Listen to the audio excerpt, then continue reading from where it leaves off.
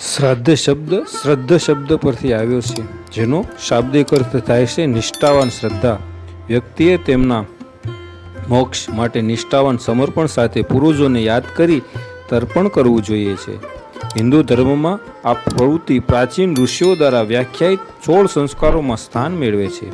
આ સંસ્કારો એ મહત્વપૂર્ણ ક્રિયાઓ છે જે વ્યક્તિએ પિતૃ આત્માની મુક્તિ માટે કરવી જોઈએ.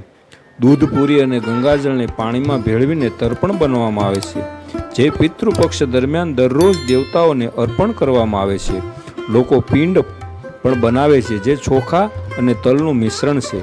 તે 4 ભાગોમાં વહેંચાયેલું છે અને તમારા પૂર્વજોના મૃત્યુની ચોક્કસ તિથિ કૃષ્ણ પક્ષ પર ગાય, કૂતરો, કાગડો અને મહેમાનોને અર્પણ કરી ભોજન ભાવથી કરવામાં આવે છે. જો તમે ચોક્કસ તારીખ વિશે અનિશ્ચિત છો તો તમે આ પ્રસાદ અમાવસ્યાના દિવસે સર્વ પિતૃ શ્રાદ્ધ કરી શકો છો. વેદ વિનાશીનામ નિત્યમ યદ એનમ અજમ અવ્યયમ કથમ સા પુરુષ પાર્થ કામ ઘટયતિ અંતિ કામ. ભગવદ્ ગીતા અનુસાર આ શ્લોક ભગવાન કૃષ્ણ દ્વારા યુદ્ધની શરૂઆત પહેલા અર્જુનને આત્માની અવિનાશીલતા ખ્યાલે સમજાવવા માટે બોલવામાં આવ્યો હતો. એનો અર્થ એ થયો કે જો આત્માનું સર્જન ન થઈ શકે અને ન તો નાશ થઈ શકે તો કોઈ કેવી રીતે કોઈને મારી શકે, મારવાનું કારણ બને? આત્મા અવિનાશી હોવા છતાં તેને સર્વશક્તિમાન બનતો નથી. તે હજુ પણ શરીરની અંદર રહેવા માટે ઉર્જાની પ્રયત્નશીલ હોય છે. તે તેની પોતાની મરજીના શરીરમાં રહી શકતો નથી અને તે દેહમાં પાછો પ્રવેશી શકતો નથી, જેમાંથી તે હમણાં જ મુક્ત થયો હોય છે. કેટલાકને મનુષ્ય શરીર મળે છે પરંતુ અન્યનું નથી મળતું, તેથી તેઓ આત્માના ક્ષેત્રમાં અરણ્યમાં ભટકતા હોવાનું કહેવાય છે. આવી આત્માઓની શાંતિ અને મોક્ષ માટે આપણે શ્રાદ્ધ ઉજવીએ છીએ. ભાદ્ર પક્ષના હિન્દુ કેલેન્ડર મહિનાનો કૃષ્ણ પક્ષમાં શ્રાદ્ધ સમયગાળાનો ચિહ્નિત કરે છે, જે નવરાત્રિ તહેવારની બરાબર પહેલા આવે છે. પિતૃપક્ષ પૂર્વજોના પખવાડિયા તરીકે પણ ઓળખાતો સમયગાળો તારીખ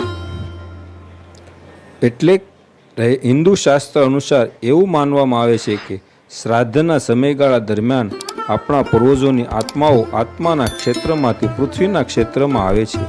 શ્રાદ્ધનો સાર એ છે કે આ પૂર્વજોની આત્માઓ પ્રત્યે ભક્તિપૂર્વક કૃતજ્ઞતા વ્યક્ત કરવી. જીવનમાં ખરેખર જો તમે હેરાન થઈ રહ્યા હો, ઘરમાંથી માંદગી ખસતી ન હોય, ઘરમાં કુટુંબના સભ્યો વચ્ચે કલેશ ચાલી રહ્યો હોય, સંતાનોને જલ્દી નોકરી ના મળતી હોય, કુટુંબના કોઈના લગ્ન ના થતા હોય, તો તેની પાછળ આપણી પેઢીના કોઈને કોઈ આત્માનો અભિશાપ અથવા તો તેની નારાજગી પણ જવાબદાર હોઈ શકે. એમને પ્રસન્ન કરવાનો એકમાત્ર ઉપાય એટલે 16 શ્રાદ્ધની ઉજવણી.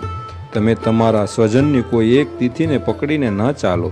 તમારી છેલ્લી 7 પેઢીઓમાંથી કોઈને કોઈ વ્યક્તિને તો આ 16માંથી કોઈ પણ તિથિના દિવસે મૃત્યુ પામી હોય એવું બની શકે. તમે ભલે જાણતા નથી, પરંતુ એ આત્માની તમારા તરફ અપેક્ષા તો રહેવાની જ છે. એટલે 16 દિવસ સુધી કોઈને કોઈ આત્માનો તો તમારા દરવાજે આવીને આશા રાખતો જ હોય છે. તમારા પિતૃઓને પ્રસન્ન કરવા માટે અને તમારા જીવનમાં તમને થતી હેરાનગતિ દૂર કરવા માટે પણ તમે આ 16 શ્રાદ્ધ દરમિયાન નીચેનામાંથી જે પણ તમારા માટે શક્ય હોય એ ઉપાય તમે રોજ કરો. રોજ ગાય અને કૂતરાને શક્ય હોય ત્યાં સુધી જમાડો. કોઈ બ્રાહ્મણ મળી રહેતો હોય તો એને પણ જમાડો અથવા તો પછી સીધું આપો. પિતૃઓને માનસિક રીતે યાદ કરી ગાયને ઘાસ પણ ખવડાવી શકો જો શક્ય હોય તો. તર્પણ પ્રયોગ આવડતો હોય તો રોજ તર્પણ કરો. રોજ હનુમાન ચાલીસા 7 પાઠ કરી તમામ પિતૃઓને અર્પણ કરો. રોજ ભગવદ્ ગીતાનો 7મો અધ્યાય વાંચો અને પિતૃઓને અર્પણ કરો. રોજ વિષ્ણુ સહસ્ત્ર નામ સ્ત્રોત પાઠ વાંચીને પિતૃઓની ગતિ માટે પિતૃઓને અર્પણ કરો. ગજેન્દ્ર મોક્ષનો પાઠ કરી પણ પિતૃઓને અર્પણ કરી શકો છો. રોજ ગાયત્રીની 11 માળા કરી પિતૃઓને અર્પણ કરી શકો છો.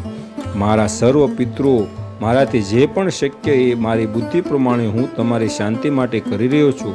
અમે તમારા પોતાના જ કુટુંબીજનો છીએ.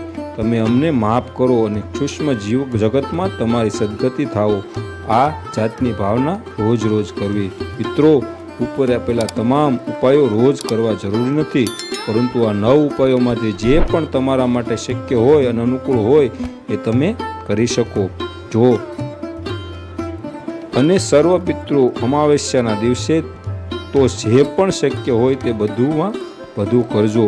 16 દિવસ સુધી આ રીતે રોજ પિતૃઓને ખુશ કરી એક વર્ષમાં જ તમને શાંતિ મળશે, સફળતા મળશે, એની તમે કલ્પના પણ નહીં કરી શકો. જય પિતૃદેવ.